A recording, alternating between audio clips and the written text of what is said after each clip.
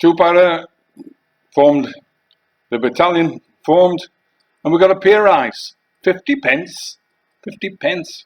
But they decided to bring the parachute height down to from 800 feet. We could be asked to jump at 400 feet. One of the lads said, do we need a reserve at 400 feet? You know, it's not much. Go and pace it out, 400 feet. It's not far. No way could you pull your reserve in time anyway. So it was an exercise saving the Danish bacon. A NATO exercise that two para would fly into Denmark and rescue them and stop the Russians taking the Danish bacon. The English can't live without the Danish bacon. So this was the plan. They had a drop zone. But a problem. It had 50 small ponds in the drop zone. So we'd have to wear a life jacket in case you landed in a pond. So everybody this time goes in the aeroplanes. The whole battalion were flying. And the plan was that these expert RAF pilots and their navigators would fly in groups of 4. So you'd have 4 at just over 400 feet, 500 feet, 600 feet, 700 feet, 800 feet. And they'd all get together over the drop zone and stick there in one place.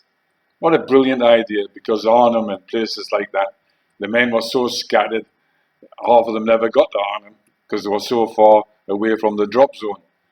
So this was the new plan of the RAF, British Parachute Regiment and NATO, that they'd try this method of getting we're all in one place at the same time. So increased our capability of destroying the Russians. So plans in the British Army, British RAF never go to planning.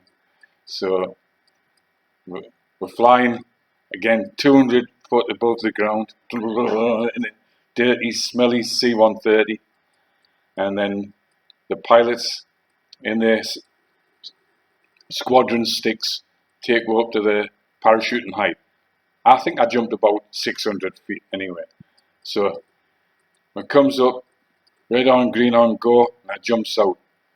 And I'm out of the aeroplane looking around for ponds, and this fucking aeroplane passed underneath me.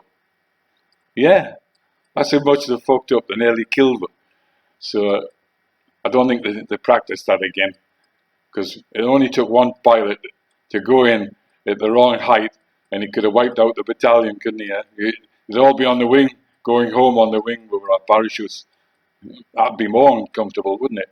But anyway, we jumped out and landed on the drop zone. Only one guy landed in a pond, and I think I'm right by saying that was the Colonel Hewlett. It was cold, -20. So there we are in the drop zone, and all these lads run out, young lads run out. Gives your parachute, gives your parachute. Here's some porno books. So quick look through the porno books. Not bad, you can have the parachute. So something to read on the way on exercise with the Danish army. The Danish army were the enemy, acting as the Russians. Now the Danish army are quite funny.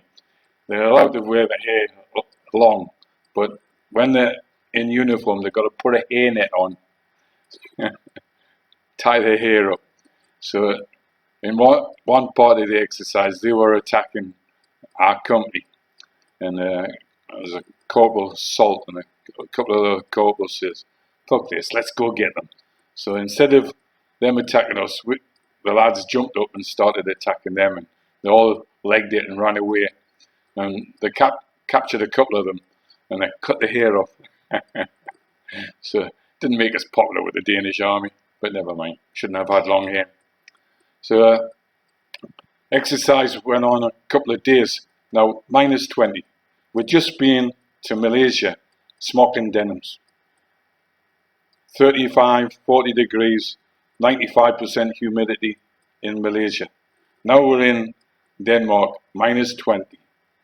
And the Sergeant Major says, you do not wear gloves. Well, issue gloves, but he says, we're not to wear them. That's pansies wear gloves, crap hats. So you touched your rifle and your hands stuck to the metal because it was that cold. People were getting burns on their fingers touching their rifles. So we had a lovely time, lovely night, you know. No sleeping bag, no fuck all, freezing to death. So then the Danish brought in the Danish Air Force and Straft were like, you know, practicing doing it. We wish they'd had napalm so they could drop us on it and warm her up because we were fucking freezing. A bit of napalm would have just done the job to warm her up. Anyway, this stupid exercise went on, and they took us to the Danish barracks. And we're all in big barracks, but they took us into the canteen, and the whole battalion's in the canteen. And what did they give us to eat? Prunes and gravy. Prunes and gravy. We're looking for a big steak and something to get off the cold effects of the cold and warm up, and they give us prunes and gravy. I think we would have farted the rest of the week if we'd ate it. So the lads were pissed off, and this is why we're not called the Royal Parachute Regiment, because the lads mutinied. So everybody picked up their prune and a spoon and started flicking it at the cooks. So the cooks were under a barrage of prunes and gravy, and sergeant majors and officers running around, stop doing that, stop doing that. Just made the lads do it more. So we decided we're allowed R&R to go out into the Copenhagen to see the street lights and everything and meet the women and whatnot. So we're walking around Copenhagen, very nice, very clean, and there's people coming handing out brochures. Oh, free porn show, live sex show, and then there's when you're walking around, a beer and a coffee cost you nearly a day's wages. So you know you couldn't buy nothing. Fortunately, I took in a bottle of whiskey, which I sold, because a bottle of whiskey over there was so expensive. And I sold that and give us money for like having a meal and whatnot. So I thought, we'll go to this live porno show. At least it's somewhere to get out the cold and warm up. So we'll go to this porno show. Half the battalion was there. And my next door neighbour,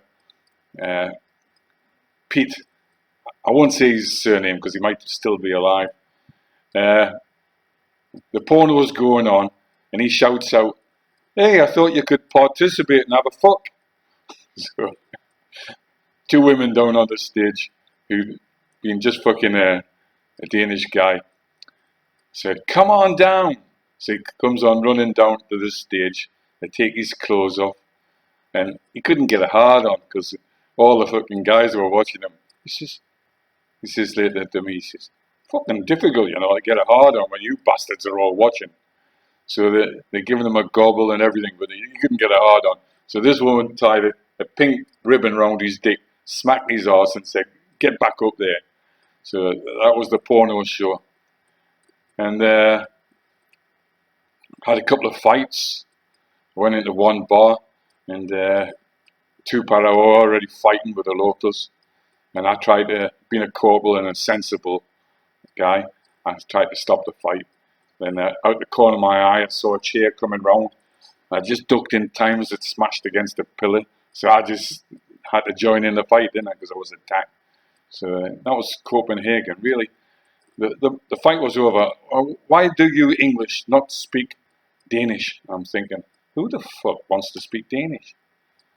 And the guy couldn't understand that part of the argument, you know. Only Danish speak Danish. Maybe the pigs, I don't know, but the Danish speak Danish, but the English aren't going to learn Danish, that's for sure. So the only way we could get out of Denmark was get on a ferry over to I think it was Norway. Got on a ferry, and it was dirt cheap, duty free. So on the ferry, pissed as newts on the ferry, we found a group of girls, very keen, and they said, "Oh, we'll go to the discotheque." So we went to the discotheque with them. It was a week's wages to get in the discotheque. So we said, "Sorry, girls, not for us. And we can't have a one outside because it's too cold." So we got back on the ferry and went back to Denmark. So that was the Danish bacon. I hope you have a laugh, because I had a laugh.